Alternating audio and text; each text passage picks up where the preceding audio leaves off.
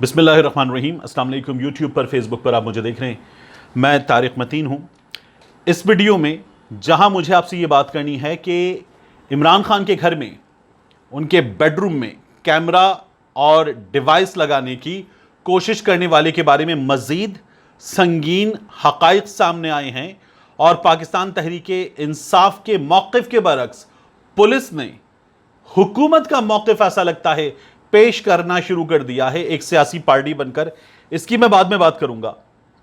اور یہ جو سندھ کے انتخابات کا مرحلہ ہے 14 اضلاع کا، جس میں شہری سندھ کا، کراچی کا، حیدرآباد کا، بہت سے علاقوں کا ایک بڑا حصہ باہر ہے، وہاں 2 افراد جان سے گئے، اور جسے ہم کہتے ہیں خونی الیکشن، اس طرح کا انتخابی مرحلہ، انتخابی معرکہ ہم نے دیکھا ہے۔ لاٹھیاں چلیں، ڈنڈے چلے، مار کٹائی ہوئی، کرسیاں چلیں تو چلیں، گولیاں چلیں، 2 افراد جان سے گئے ہیں، اس کی بھی بات کروں گا۔ لیکن پہلے مجھے آپ سے بات کرنی ہے کہ فضل الرحمان کو، پی ڈی ایم کے سربراہ کو، ان کی اپنی جماعت ہے JUIF، اس کے سربراہ کو، جو خود یہ کہتے ہیں کہ ہم 70,000 علماء کرام کے وارث ہیں، انہیں آنٹیوں سے، اور یہ اصطلاح وہ خود استعمال کر رہے ہیں بار بار، آنٹیوں سے کچھ پرابلم ہے۔ فضل الرحمان نے یہ اصطلاح گزشتہ کچھ دنوں میں تیسری بار استعمال کی ہے۔ وہ یہ کہتے ہیں کہ عمران خان کے نکالے جانے کے بعد آنٹیاں بڑا واویلا کر رہی ہیں، آنٹیوں کو بڑی پرابلم ہے، آنٹیاں بڑی رو دھو رہی ہیں۔ ایک تو ایک شخص جو خود کو یہ بتا رہا ہے کہ وہ پاکستان میں 70,000 علماء کا وارث ہے، مذہبی سیاسی جماعت کا سربراہ ہے، یہ طرز تخاطب زیب نہیں دیتا۔ وہ اس سے پہلے بھی خواتین کے پہناوے پہ بات کرتے ہوئے ان کو تنقید کا نشانہ بنا چکے، عمران خان کے جلسوں کو ناچ گانے والا جلسہ کہہ چکے، اور ساتھ ہی مراد سعید کے حوالے سے بات کرتے ہوئے انتہائی لچر گفتگو کر چکے۔ مگر ایک بار پھر شروع ہو گئے۔ وہ یہ کہتے ہیں کہ جو جرنیلوں کے، ریٹائرڈ جرنیلوں کے، ریٹائرڈ ججز کے گھروں کی آنٹیاں ہیں، عمران خان کی جانب سے ان آنٹیوں کو بڑا صدمہ ہوا ہے۔ پھر اس کے ساتھ ساتھ وہ شامل کر لیتے ہیں ریٹائرڈ جرنیلوں کو، ریٹائرڈ ججز کو، اور کہتے ہیں کہ یہ سب بیرونی آقاؤں کے اشارے پر ہو رہا ہے۔ یہ آنٹیاں، ریٹائرڈ جرنیل، ریٹائرڈ ججز، سب مل کے بیرونی آقاؤں کے اشارے پر یہ کام کر رہے ہیں۔ تو یہ فضل الرحمان نے ایک بار پھر شروع کیا ہے، اور پاکستان کی سیاست میں عمران خان، مسئلہ یہ ہے کہ ایک الگ آدمی ان لوگوں سے برداشت نہیں ہو رہا۔ فضل الرحمان کی کیا بات کریں، وہ تو مشرف کے دور میں ساتھ مل گئے تھے، پیپلز پارٹی کی حکومت کا حصہ تھے، میاں نواز شریف کی حکومت کا حصہ تھے، اور عمران خان کی حکومت آنے کے بعد بھی صدر کا انتخاب لڑنے والے فضل الرحمان یہ کہتے ہیں کہ عمران خان وزیر اعظم بن جائے، میں صدر بن جاؤں، کام چل سکتا ہے۔ تو یہ کام چلانے والے لوگ ہیں، اور یہ چونکہ سسٹم سے باہر ہو گئے تھے، اور سسٹم سے باہر ہو جانے کے بعد ان سے عمران خان مزید برداشت نہیں ہو رہا تھا۔ اور اب بھی ان لوگوں کا حال یہ ہے کہ یہ 3 بار وزارت عظمیٰ رکھنے والی ایک جماعت، 4 بار وزارت عظمیٰ رکھنے والی ایک جماعت، اب جب یہ لوگ عمران خان کے مقابلے پر آئے ہیں تو انتخابات میں طاقتور حلقے ان کے ساتھ، ادارے ان کے ساتھ، پیپلز پارٹی اور نون لیگ کا اتحاد، فضل الرحمان کی جماعت ان کے ساتھ، باقی تمام جماعتیں انتخابات میں ان کے ساتھ، اور ان کے مقابلے پر اکیلا عمران خان۔ یہ ہے ان لوگوں کا پرابلم۔ اسی لیے فضل الرحمان جیسے آدمی کی زبان سے، جو خود کو مذہبی سیاسی رہنما کہتا ہے، خواتین کے بارے میں آپ کو انتہائی معیوب کلمات سننے کو مل رہے ہیں، کیونکہ ان سے عمران خان برداشت نہیں ہو رہا ہے۔ پھر اس کے بعد عمران خان کے بیڈ روم میں جو کیمرہ لگانے کا معاملہ ہے، اسلام آباد کو پولیس ایسے لگتا ہے کہ ایک سیاسی پارٹی بن کر سامنے آئی ہے۔ پولیس نے بیان کیا دیا ہے؟ پولیس کا بیان ہے بنی گالا ہاؤس سے جاسوسی کرنے میں ملوث شخص کی گرفتاری کا معاملہ۔ ARY کی رپورٹر نے ایک شخص کو پولیس کے حوالے کیا۔ یہ پولیس کے حوالے ARY کی رپورٹر نے نہیں کیا۔ پولیس کہہ رہی ہے جو ٹھیک طرح سے بات نہیں کر سکتا، جس وجہ سے اس شخص کی ابھی تک شناخت نہیں ہو سکی، اس شخص کی جسمانی اور دماغی حالت جاننے کے لیے میڈیکل ٹیسٹ کروایا جائے گا۔ اب یہ پولیس کا دعویٰ ہے، اور پولیس کے اس دعوے کے بعد اب آپ سنیے کہ یہ شخص ٹھیک طریقے سے بات کر سکتا ہے یا نہیں کر سکتا۔ اس کی گفتگو میں آپ کے سامنے رکھ دیتا ہوں، آپ خود سنیے۔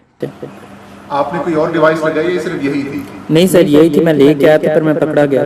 کتنے ٹائم سے کر رہے ہو یہ سارا کچھ؟ یہ سر فرسٹ ٹائم ہے۔ نہیں، کتنا عرصہ ہو گیا جب آپ سے رابطہ کیا گیا اور اس کے بعد آپ نے یہ سارا کام شروع کیا؟ سر رابطہ 2-3 ماہ سے تھا، پر پہلے ڈیوائس کی کوئی بات نہیں تھی ایسی ہوئی۔ تو یہاں پہ جی تشدد بالکل نہیں کیا۔ اچھا اب آپ کیا چاہتے ہیں؟ آپ کی اپنی کیا اس ساری سچویشن میں اپنا کیا موقف ہے؟ سر میں پہلے نمبر پہ تو خان صاحب کا شکریہ ادا کرتا ہوں جنہوں نے مجھے معاف کر دیا میری اتنی بڑی غلطی کو. آپ کو اتنے عرصے سے خان صاحب کے ساتھ سر بہت زیادہ. اب آپ کی جان کو خطرہ تو ہے. ایک تو آپ نے اس شخص کی گفتگو سنی. دوسرا، پولیس یہ کہہ رہی ہے ایئر وائی نے حوالے کیا. جب اس شخص کو پولیس کے حوالے کیا گیا تو اسلام آباد کے رپورٹر یہ بتاتے ہیں کہ اس موقع پر سما موجود تھا، 92 نیوز موجود تھا، ایکسپریس نیوز موجود تھا، دنیا نیوز موجود تھا، 24 نیوز اور دیگر رپورٹرز بھی موجود تھے. یہ شخص گفتگو کیسے کر رہا ہے آپ خود سن رہے ہیں. یہ شخص ذہنی حالت میں کیسا ہے آپ خود سن سکتے ہیں. تو اس شخص کے بارے میں عمران خان صاحب نے جو فیصلہ کیا وہ بھی میں آپ کو بتا دیتا ہوں. شہباز گل صاحب نے کہا کہ ہم اس شخص کو معاف کر رہے ہیں. یہ 23 برس کا نوجوان ہے، 6 برس سے بنی گالہ میں عمران خان کے گھر میں نوکری کر رہا تھا. اس کو 50,000 روپے ابتدائی طور پر دیے گئے، ڈیوائس لگانے کا کام دیا گیا، اور پھر 50,000 کے بعد جب یہ ڈیوائس لگا دیتا تو اس سے وعدہ تھا کہ اسے مستقل خرچ بھی دیا جاتا رہے گا.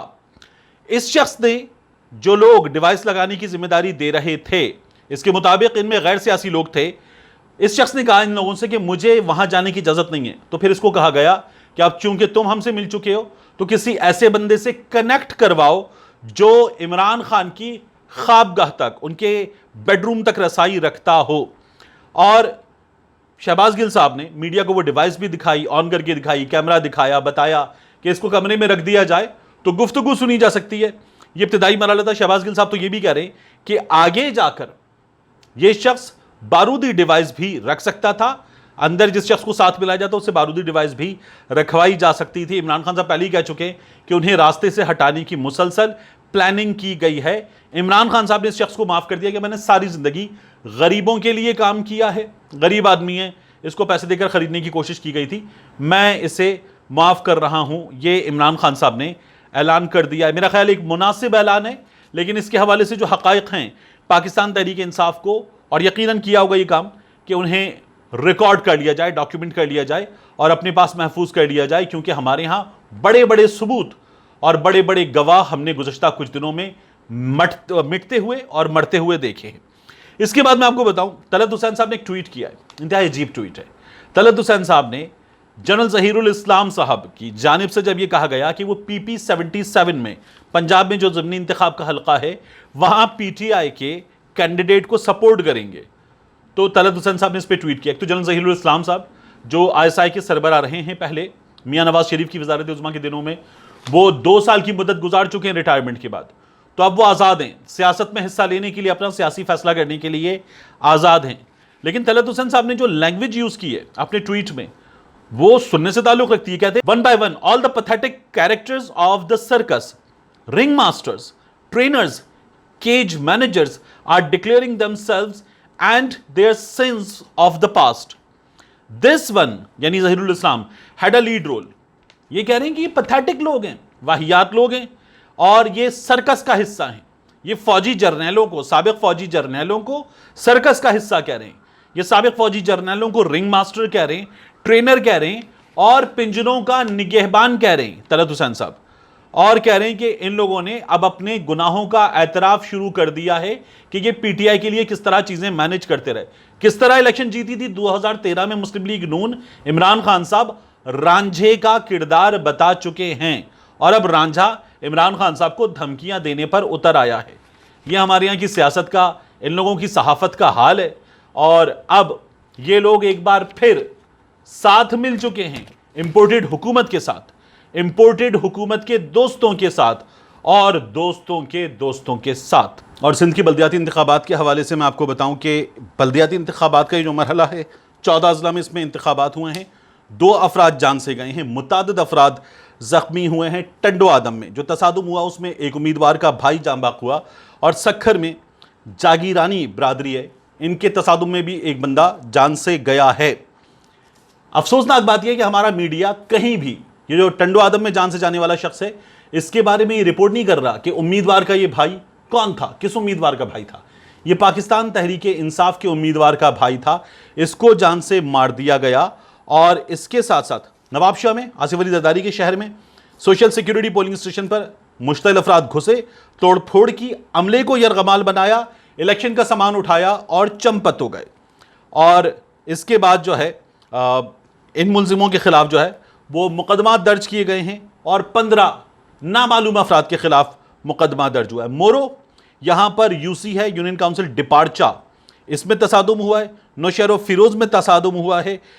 नौशेरो फिरोज के अलावा सांगड़ में, शहदादपुर की यूसी गुलाम हैदर गिरानी में 2 सियासी जमातों में तसादुम हुआ, यहाँ भी अफराद जख्मी हुए हैं। और इसके अलावा यूसी नंबर 50 हजारवाह का ये पोलिंग स्टेशन है, कोट झड़ियो, यहाँ पर तसादुम हुआ है, 8 अफराद इसमें जख्मी हुए हैं।